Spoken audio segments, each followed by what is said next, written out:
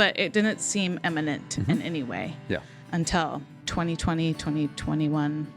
You could just feel the Holy Spirit so present in the group. I think this is going to be good, and I want to be a part of this now. Yeah.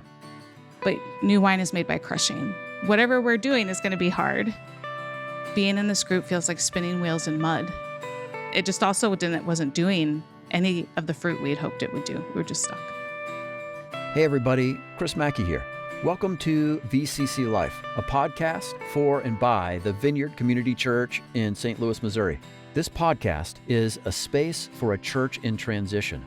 As we navigate change, we believe God is calling us into something new, a fresh way of thinking about faith, community, and what it means to be the church. We're leaning in, listening, and experimenting with what it looks like for Jesus to lead us. Join us as we wrestle, reflect, and step forward together into God's unfolding story. We're live with Dannielle Strassner. Is it Strassner or Strassner? Strassner. Does anybody say Strassner besides like Germans, your family? Germans Besides your will. family. I mean around here, like your friends and stuff? Well, they after they've learned, but everybody says Strass the first time they see my name. They're like, Strassner? So now I have to say Strassner. Strassner. Because everybody listening to this knows that you just taught me that the way that I say it is wrong. Correct. People I'm fine with also that. tend I'm to fine say with my first name wrong when they read it versus hearing it the first time because of all the extra letters. Oh, Most common pronunciation is Dannielle. really? They'll say Dannielle Strassner. So it's my Midwest name is Dannielle Strassner. Dannielle Strassner. Yeah. I actually was pretty reluctant about recording on the podcast when Caleb first brought it up, like in May. I was like, oh, in May. Okay. yeah. Well, just even then, because he was like, oh, we're thinking maybe all of LSAT and PC. And I was like, I didn't really. And then even as I was listening to people talk, I was like, I would have nothing really that we would need to add. Right. And then I recently had a conversation with one of our newcomers, and she was very curious and asking lots of questions. And what was interesting to me out of our conversation is that for her, my perspective mattered in a different way because I wasn't already on pastoral council. Yeah. I don't know. She just kind of helped me see like, oh, okay, well, I do have a different angle than anybody else. Yeah. The way I was experiencing things and looking at things was different than David and Emily and Caleb's who were all on pastoral council, which, that would have been enough. But what was interesting is how much that meant to her to hear that angle, because it's one thing to have the people who are in power technically saying they all really like something. That's right. Versus having maybe someone else say that. That's right. So I was like, oh, that opened me up. I told Caleb right away after that, because before then I said, I'm not interested. And I actually called him the next day and I was like, okay, God's widened my perspective a little bit through this conversation that there would be something valuable and not just repetitive in what I would have to say. So she helped me open up to that. It was like, oh, even if I repeat it, I'm repeating it from a different experience that mattered quite a bit to her actually. So I was like, oh, okay, maybe I was wrong. Yeah. So I was more open. I didn't expect it to be this Wednesday though. I mean, it's actually better because then I wouldn't have to get overthink it actually. Right. So when it's like, oh, today, great. Right. I don't have to overthink it do or start getting uncomfortable in advance about it. Yeah. Let's just start there. As you grew up. Moving all around the Reno, Northern Nevada area. Yeah. And your grandparents were pastors? Yeah. So my maternal grandparents, so my mom's mother and her stepfather were vineyard pastors. Oh. Yeah. For our purposes, we just want people to know more of the story of what God is doing the last few years. Yeah. Because from the outside of leadership, I'll say, from people who regularly attend and care and are part of the church, and they care what's happening is what I mean. They're invested. It feels like it could just be a little blip, Not that it's insignificant, but the experience of the church and how we're doing things and what it looks like on Sundays, all of that feels like not much is going to change. And there's some truth to that. Yeah. And so the point of this podcast is to say, okay, fair enough. There's some truth to that. But there's a whole lot more to this story than just the programming looking similar on Sundays, than our senior pastor, changing roles. There's a richness to what's happening. Yes. And so we want to get at that. We want to dig at that. So tell us what your role is. You've been in the middle of all of that for a few years now. So tell us how you got into the church and some of the roles that you've served in over the years, just briefly, and then we'll jump into where you are today and how you've been involved in the transition. Okay. I arrived at this church after a very long time searching for a new home church. I was very pregnant and very tired of looking for a church and wanted to find one before I had a baby. And so I very reluctantly came to the Vineyard because I had some wounding around the Vineyard and was like, never going to do a Vineyard church again. I have too many complicated feelings about the Vineyard. And came back and I was like, just one Sunday, I'll give it a go, and cried through the whole thing. Unfortunately. I say unfortunately because that's how I felt. I was like, no. And they even happened to sing a really old Vineyard song, something from like way earlier in the 90s. And I just knew I was going to be stuck here. Yeah. And it did feel like a stuck. I was a reluctant member for a really long time. And but over time, that was about 16 years ago, I became less and less reluctant and started serving more and more. And so I started actually serving as a preschool teacher. Eventually was like head of preschool. Also led the prayer ministry team for a really long time, which I really, really loved doing. And then eventually I was asked to be an LCP, which was a leadership community pastor. And that was the work of pastoring all the leaders in the church. And we had a lot back then. And then eventually was invited to be on the leadership structure assessment team, which is now the transition team. So, right. Yeah. Right. And that's why we're here. Yes. Yeah, that's why we're here. Yeah. Okay. So think back and just share a little bit about your experience, how you reflected on the time when David made it really clear that he was retiring. Different people have different timelines for that. When did he actually announce? When did he tell me? When did he tell this group? Yeah. So what was it for you? When did you know he was actually going to retire? And then how'd you respond? I actually knew he was going to retire probably like in 2017 was the first time I heard him mention it. And he was like 10 years or something. And I was like, great, that's an infinity of time away, and you just put it away. Probably won't be here. I mean, it's like, it was like return, 10 years. Who knows? It just seemed so far out. And even in the way he said it, it was so far out. He just happened to mention, I've entered that window, as pastors think of it, as this kind of window of time to start thinking about things. And it was really within the context of one of our leadership community pastor meetings. It was just like, we're entering this phase now, but it didn't feel like it. We had so much work to do. Did you define the phase? No. As a group, was there language around it? No, it was just the first. No, it was just the first time I'd heard about it. It was in a leadership meeting. What did David say? It was just in his personal check-in time. We were going around saying, "How you doing?" Yeah. And he had some conversation with some other pastor, and it was just really brought to the front of his mind. Oh, I'm in this season now, and here's some things I need to be thinking about. And he was just sharing it more as his personal check-in. I now have these things. So it wasn't even directed at me or towards us as a group. It was but that was the very first time I ever heard of it. Like, even put it in my head, like, that it's that close, except also really far away, right? Like, then it didn't really come up too much, honestly. And so I think I had a running awareness just from spending so much time with him around subjects like that, or leadership in general, but it didn't seem imminent in any way until 2020, 2021.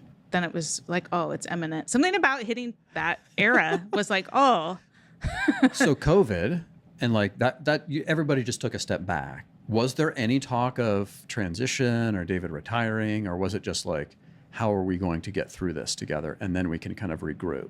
There had been a little bit in the LCP meetings, just the very littlest bit. And COVID just kind of derailed all that. Yeah. Okay. There had been it was mostly gathering information had begun to happen about like, how do other vineyard pastors do this? How do other non-vineyard pastors do it? Because, other denominations have had more practice at it than the vineyard. Okay. So pick up there. What happened in 2021? What turned the tide to a new season in your experience? Truly, from my experience, is what it felt more like. I know David's retirement was a big part of it, but being a leadership community pastor, what I was most aware of was where our leaders were all at. Okay. Even their own anxiety about knowing someday David would retire, in some nebulous date, he would retire, and just aware of like how much still needed tending to, right, or made healthier before David could leave. In my mind, like, you can't leave with not everything all tidy. Can I interrupt there just for a second? Yeah. Is that the language you had in your mind before David leaves, or is that just reflection now? Yes, no, that was because that's what's just known, even within like Vineyard. Right. communities. The assumption was, even if it was done slowly, right, he would eventually leave. Retirement equals out, leaving. Yeah. Even if it was through this like slow handing off process in some way. Was there no talk about that? Like in 2021, something happened, an announcement. What happened in 2021? Well, I think he made it more verbal on pastoral council. Okay. I don't have a ton of memory of it being stated broadly. Right. But it had like dates were picked in that spot. Okay. Which I think even within the team, right? They have different memories of like the exact moment. Yeah. Because I think we were all still suffering from the swirl of what happened to not just the world in COVID, but what happened to our community here in COVID. And so I think those things just get blended in times of stress in funny ways. So for me, I'm going to share a little bit of just personal life because I was like, as I was listening to everyone else's episodes, it did send me back to this place where I was like, oh, I forgot all of that was happening at the same time. And I was like, oh, that's right. So like we'd been trying to do things with the leaders, hearing from them. We had this big meeting to get feedback from all of them so they could really be heard. We could really try to understand. And shortly after that meeting in May, my mother-in-law died unexpectedly during an outpatient medical procedure. Like you're just not expecting it at all. And she and I were very, very, very close. Okay. Like she was probably one of my closest friends for sure. And we were, I would say we were kindred spirits. We just enjoyed each other a lot. We spent a lot of time together. We lived together for like 6 months. My family had to stay in their basement for a while and we grew closer over that time rather than further apart. We were just very close. So her death was pretty significant for all of us, but for me in particular. And so in July of 2021 was when Pastoral Council finally gathered a group of people to do this leadership structure assessment activity out of everything we had gathered from the leaders. And they had invited a group of us to come and just start to have a conversation about what they were hoping for so that we could have time to go back and pray about, are you feeling called to serve on this team? Right. And I remember just not wanting to. I was really sad. Yeah. It hadn't even been a full 2 months because it was earlier in July when we met, and just like, I don't really have the energy for this. Yeah. You know, even as I would pray about it, I still was just like, I don't really have the energy for this. I just kind of want to lay on my floor and be sad. Yeah. And I just kept thinking about something I'd learned in spiritual direction, which had comes out of St. Ignatian's stuff, is that in times of desolation, which grief is, not to change your mind about something that you've already kind of said yes to in time of consolation. And so even though I hadn't been officially asked to join LSAT because they hadn't decided on that before her death, what I did know is that a healthy leadership structure was really, really important to me. Yes. Really, really important. Right. Having leaders that don't feel all the things we can accidentally feel as a leader, like all the stuff that people shared. And so I said yes out of that, not because I wanted to, not even necessarily that I totally felt called, except that I knew it was something that really mattered on a heart level to me before her death. Yeah. So I said yes. And so I was like, as I was reflecting back, I was like, so much of my experience of those early months of LSAT are blended with my grief. I cannot separate them because it was such a rough season. And so it's like, that was its own thing I was holding while also holding LSAT. And I'd kind of forgotten how intermixed the two were, and could look back now and even see as like some of how awful things felt in those early months of our work on LSAT as like, that was also because of what I was feeling. That wasn't just LSAT. And I think that's important to be heard. Yeah. Difficult season. Very it was difficult a difficult season. You're really good at reflecting on your own formation and thinking about who God is in this and what he's doing in me and around us. So can you just take us into that season of beginning the LSAT and, still grieving and the early days of that group forming? What was God doing in you and around you? So I've had lots of grief in my life, like grieving seasons from big loss, big unexpected loss. I've had a lot of those. And the hidden gift in that I've learned from every single one is that grief gives you, or at least me, I'll leave it to me. Grief gives me a very clear radar about what is worth my time and what isn't. Oh, yes. Right? It just recalibrates that in a way nothing else can, and makes it really easy to say no to things. You know, I usually like, no, that's right. No. Yeah. So I can see really like God's hand in the timing of encouraging me to say yes. And being in that spot, because my tolerance was pretty low for things that weren't, I don't know, just worth it. Essential. Whatever felt, Right. essential, worth it, meaningful. High up on my values list. Yeah. Or even the values of like the kingdom, what I would hope would, be kingdom minded, those kinds of things. So that was a gift through that season. And that first meeting was really, we're going to start with just what are our deepest dreams for the church outside of any structure assessment or team. When we dream about the church, what do we dream about? And we had known we were going to do this. So we had time to pray. What I noticed during the time of praying for that was even in the midst of grief, I felt a lot of hope. I was like, oh, if these things could be real, I'd want to keep going to church even when I feel miserable, and this would be really good for the world. And this would be really good for like the mess that my greater family was in following all that stuff. Is like, oh, if we had more of these things, And so that meeting, when we shared that, you could just feel the Holy Spirit so present in the group. And so internally, when I'd reflect on that, I was like, okay, it is a wise decision to keep moving forward. I noticed in my reflection, faith, hope, and love increasing after that. So now it wasn't just I'm being obedient to a principle of don't say no in a time of grief to something you had said yes to. But now I felt like, oh, here the Spirit is confirming that. Even with everything I was carrying internally, I was like, okay, yeah, I think this is going to be good. And I want to be a part of this now. Yeah. I still thought at that time we were going to be done in 6 months-ish. Right. I knew it would be hard and it was going to be challenging. Air quotes hard? No, because one of the words God gave me was that, he doesn't put new wine in old wineskins. Okay. It was that verse. That was one of the things I felt to bring to that. And what I know about that is like, oh, well, new wine is made by crushing grapes. Everybody loves that metaphor. We love the song, new wine, mothers and daughters, but new wine is made by crushing. And I've also gone through many times of crushing and pruning and purification with Jesus that have been hard because they just poke at the ego. They poke at like things you think you thought you wanted and like all these other things, a laying down of things. They're not pleasant, but they're good. And so with that word, I knew whatever we're doing is going to be hard. And I remember even saying that to the group, but saying it and then actually experiencing it are still two totally different, two different things. That's when the air quotes are helpful. We're going to be crushed. Yeah, we're going to be crushed. It's a metaphor. We're crushing it, Yes. God, we're crushing it with you. Yeah. So that faith, hope, and love that got stirred up in that meeting was really especially helpful, I think, in light of that. And I was like, oh, yeah, this is going to be and I could reflect on that. And I'll tell you, like, from the months following that, I would have to look back on that meeting over and over. So you were asking about my self-reflection. Yes. My self-reflection would often be, why did I say yes? And I had to go back to the moment of why I said yes, because I often wanted to say no at 10:30 at night on my way home from another meeting that was just really exhausting. Why am I doing this? And that was really helpful to have that moment to go back to, which is why it was written down in my little notebook. Sometimes I'd actually read, what did we write? What did we say? What were people thinking?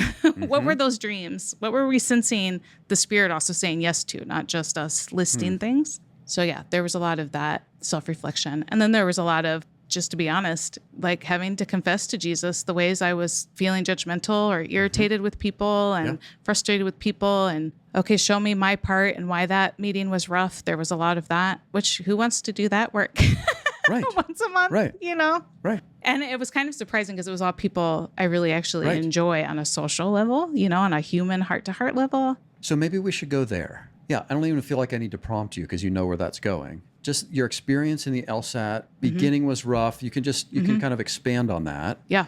Into this lesson that God is teaching and how he's shaping you and us in the ways that we are together and discerning together and pursuing together. So share a little bit about the LSAT and that process from your perspective of what God's been doing we're not just in a meeting and we can pursue God's will together and we all agree. Yeah.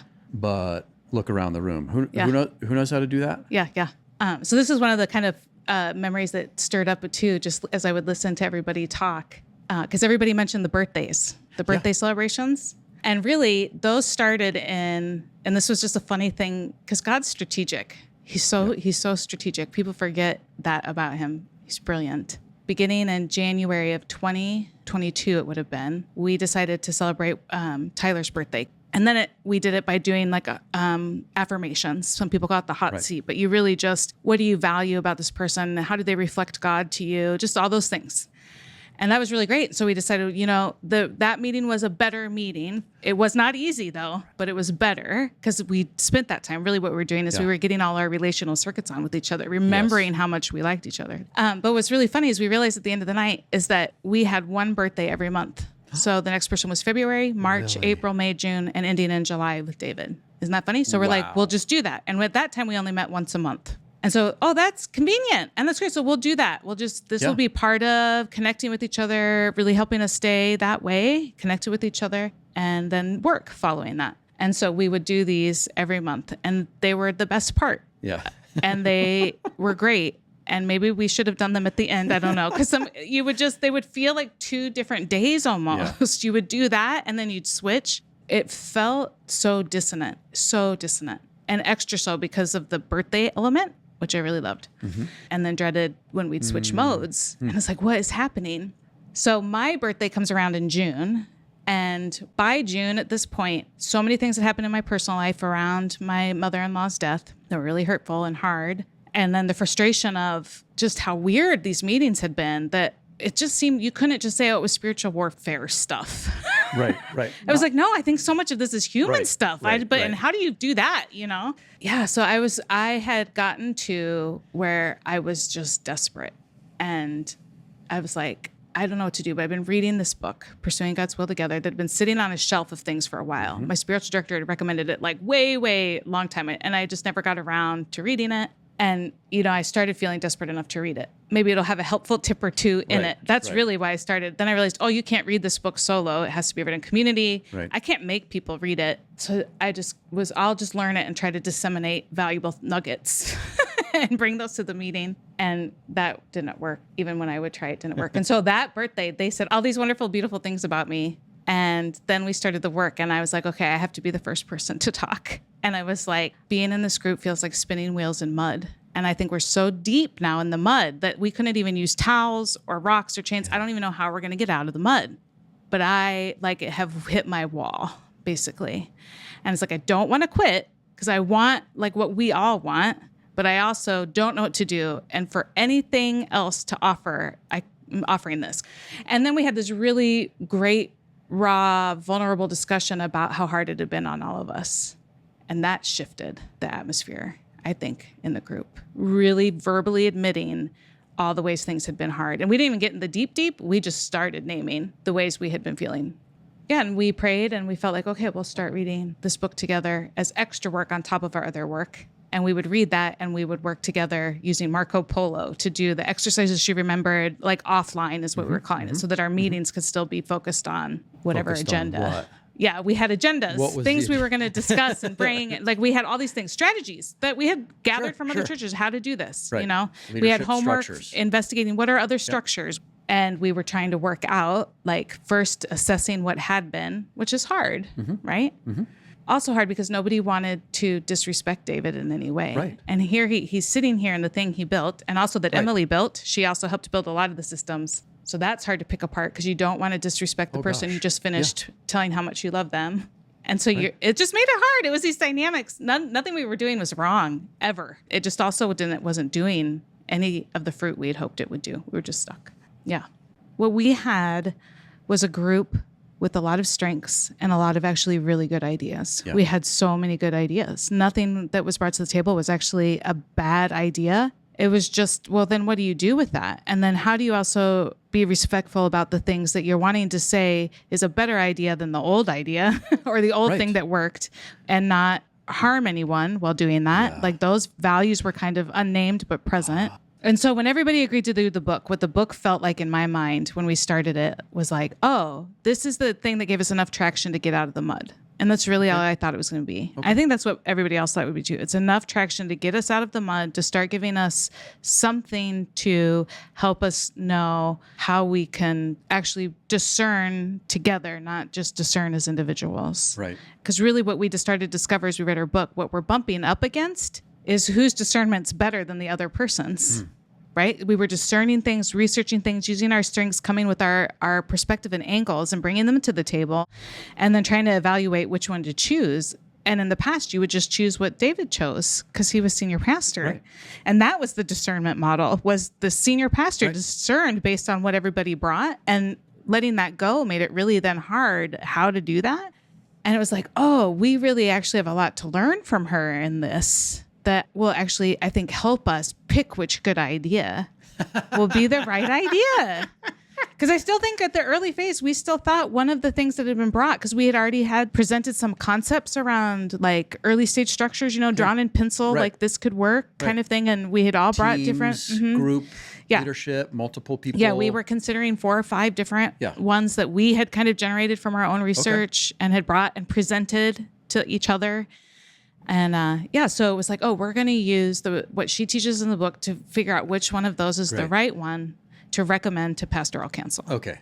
This is interesting. So this is a new thought to me. Okay. As I'm listening to this, because it sounds like, and I'm laughing because we know the end of the story, that it was like, okay, you put your idea on the table, you put your idea on the table, you put your idea on the table, you put it on the table. Mm-hmm. There it is on the table. And this author, Ruth Haley Barton, is going to help us in a process of looking at all of these together and deciding which one rises to the top. Yes. As the one that God chooses. Yes. Okay. Yeah. Interesting. Yeah. Okay, keep going. Yeah. And we would call that discernment. That's right. We'd call it discernment. Yeah. That's right. Exactly. Because that's just kind of all we knew. We didn't really know what we didn't know about what group discernment really is. Okay. The togetherness part of pursuing God's will. So let's keep going, because some people listening to this are thinking, that sounds good. Yeah. And actually, it's not bad. Yeah, no, it's not bad. Like that might be better than a lot of ways that teams and churches discern together. Sure. It's certainly a very thoughtful, mindful way. It's thoughtful. It gives everybody a chance to participate. Okay. But still, that wasn't what the author was and what God was doing and moving you into. We're going to pause the conversation right there, but we'll pick it up in the next episode. Join us for the conclusion of my conversation with Dannielle Strassner.